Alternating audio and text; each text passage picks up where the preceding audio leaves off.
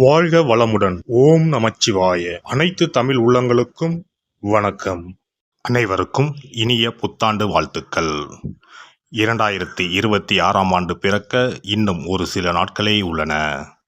ஒரு வருடம் என்பது சாதாரண விஷயம் கிடையாது. 12 மாதங்களில் ஒருவரின் வாழ்க்கை மேலேயும் போகும், சரிந்து கீழேயும் போகும். 12 மாதங்களில் ஒருவரின் வாழ்க்கை தலைகீழாக கூட மாறும். அந்த வகையில் உங்கள் வாழ்க்கையில் என்ன மாதிரியான மாற்றங்கள் எல்லாம் நடக்கும், உங்களுக்கு எதில் ஏற்றம் ஏற்படும், எதில் சறுக்கல் ஏற்படும் என்று சற்று விரிவாக காண்போம்.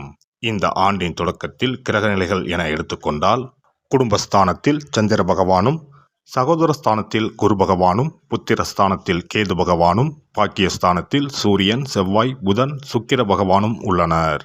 லாபஸ்தானத்தில் ராகு பகவானும் சனி பகவானும் உள்ளனர். குரு பகவான் 5ஆம் பார்வையாக துலாம் ராசியையும், 7ஆம் பார்வையாக தனுசு ராசியையும், 9ஆம் பார்வையாக கும்ப ராசியையும் பார்வையிடுகிறார். சனி பகவான் 3ஆம் பார்வையாக மேச ராசியையும், 7ஆம் பார்வையாக சிம்ம ராசியையும், 10ஆம் பார்வையாக விருச்சிக ராசியையும் பார்வையிடுகிறார். இந்த கிரகங்களின் அமைப்பு மற்றும் பார்வையினால் உங்கள் வாழ்வில் ஏற்படும் சுப மற்றும் அசுப பலன் என்ன என்பதனையும், அசுப பலன் ஏற்படுமாயின் ராசிக்காரர்கள் செய்ய வேண்டிய பரிகாரம் என்ன, வழிபட வேண்டிய தெய்வம் யார் என்பதனை பற்றியும் முழுமையாக காண்போம். பிறக்கப் போகும் இந்த புது வருடம் உங்கள் வாழ்வில் வளமும் நலமும் செல்வ செழிப்பும் பெற்று வாழ்வில் உயரிய நிலையை அடைய எல்லாம் வல்ல எம்பெருமானை வேண்டி விரும்பி கேட்டுக்கொள்கிறேன்.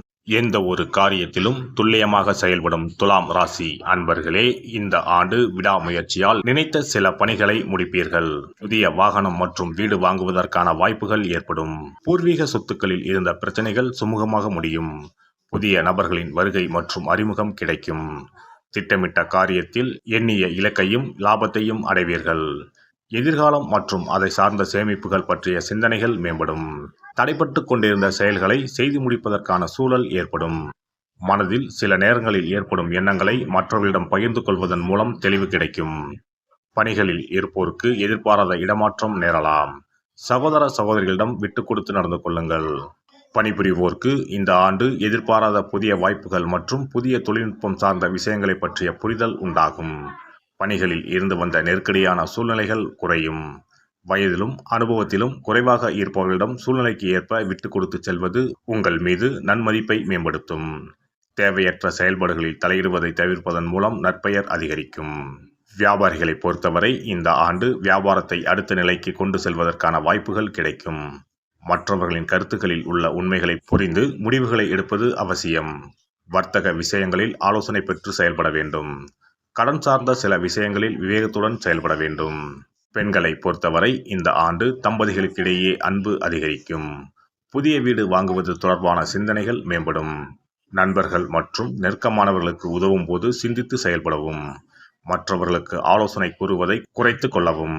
சந்தேக உணர்வினால் நெருக்கமானவர்களிடம் சிறு கருத்து வேறுபாடுகள் தோன்றி மறையும். பணிபுரியும் இடத்தில் விவேகத்துடன் செயல்படவும். அரசியல்வாதிகளை பொறுத்தவரை இந்த ஆண்டு லாபகரமான வாய்ப்புகள் உருவாகும். அதிகாரமான பேச்சுக்களை குறைத்துக் கொள்வது உங்கள் மீதான நன்மதிப்பை மேம்படுத்தும். புதிய முயற்சிகளில் இழுபறியான சூழல்கள் உருவாகும். உடல் ஆரோக்கியத்தில் கவனமாக இருக்க வேண்டும். தேவையற்ற பழக்க வழக்கங்களை தவிர்ப்பது நன்மையை தரும். கலைத்துறையில் இருப்பவர்களுக்கு இந்த ஆண்டு முயற்சிக்கு உண்டான பலன்கள் கிடைக்கும். வரவுகளில் இருந்த தாமதங்கள் மறையும். கலகலப்பான பேச்சுக்கள் மூலம் புதிய வாய்ப்புகளை பெறுவீர்கள். பிறமொழி மக்களின் ஒத்துழைப்புகள் கிடைக்கும். மாணவர்களை பொறுத்தவரை இந்த ஆண்டு கல்வியில் நல்ல முன்னேற்றமான சூழல் உருவாகும். உயர்நிலை கல்வியில் இருந்து வந்த குழப்பங்கள் மறையும். ஆராய்ச்சி தொடர்பான கல்வியில் திறமைக்கேற்ப முன்னேற்றம் உண்டாகும். முதுநிலை கல்வியில் சூழ்நிலை அறிந்து விட்டு கொடுத்து செல்வதன் மூலம் ஆதாயமான பலன்களை பெறுவீர்கள். இந்த வருட கிரக அமைப்புகள் அடிப்படையில் துலாம் ராசி அன்பர்களுக்கு திட்டமிட்ட காரியங்கள் எண்ணிய விதத்தில் நடைபெறும். உடன்பிறப்புகள் ஆதரவாக இருப்பார்கள். மறதி தொடர்பான பிரச்சனைகள் அவ்வப்போது தோன்றி மறையும்.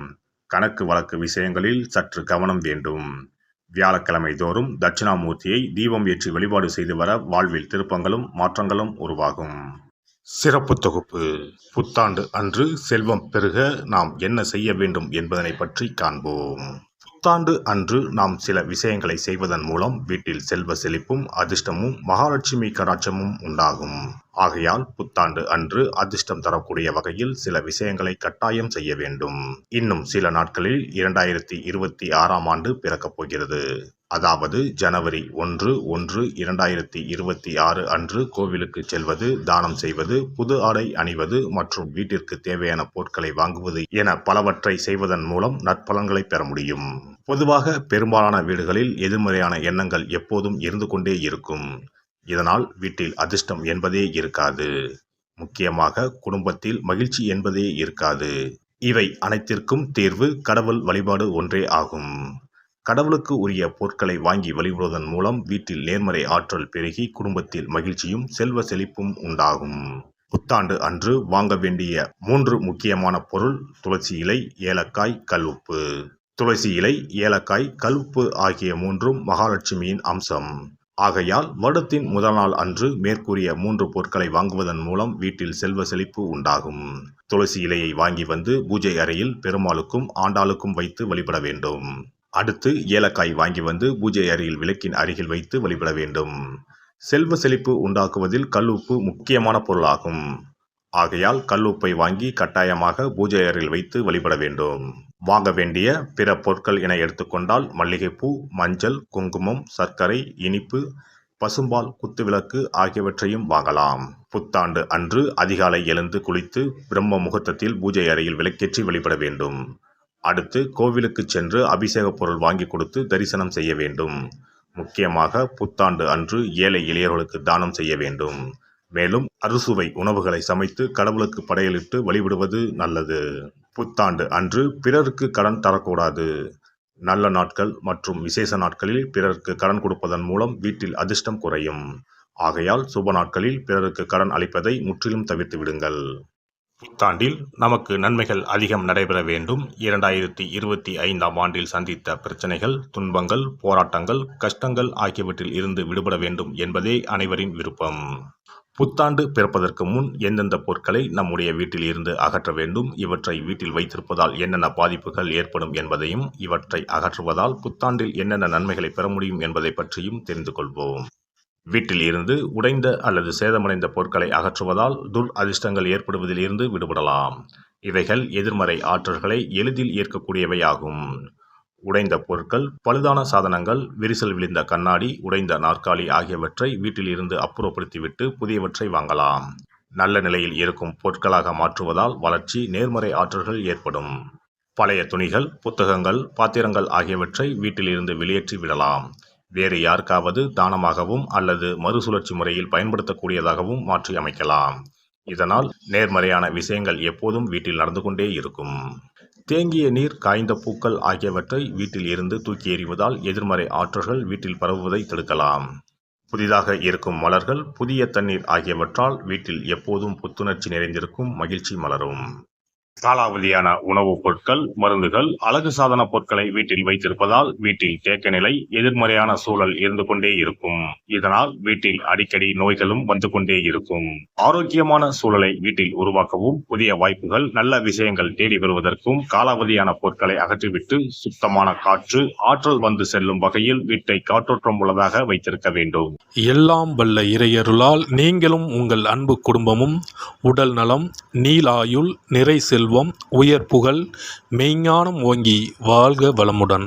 இந்த வீடியோ பதிவு உங்களுக்கு பிடித்திருந்தால் லைக் பண்ணுங்க, கமெண்ட் பண்ணுங்க, ஷேர் பண்ணுங்க. மறக்காம சப்ஸ்கிரைப் பண்ணுங்க. பக்கத்துல இருக்கிற பெல் பட்டனை கிளிக் பண்ணுங்க. நன்றி, வணக்கம். ஓம் நமச்சிவாய. சிவாய நம.